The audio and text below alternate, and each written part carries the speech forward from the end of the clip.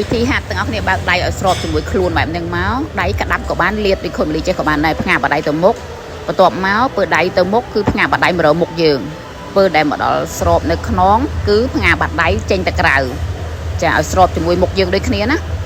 ទាំងហើមសំខាន់ណាទាំងអស់គ្នាការឈរក៏ដូចគ្នាដែរទាំងអស់គ្នាមើលខុំលីឈរគឺខ្ញុំលុកខ្នងលុកក្បាលពោះជាប់អស់ហើយអញ្ចឹងខ្ញុំប្រើតែដៃឯងណា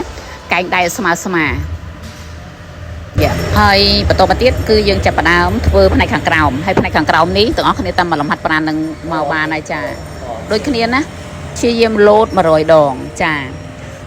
ពេលដែលយើងលោតខ្ទប់ដង្ហើមចាហើយផ្លុំខ្យល់ចេញនៅខាងលើ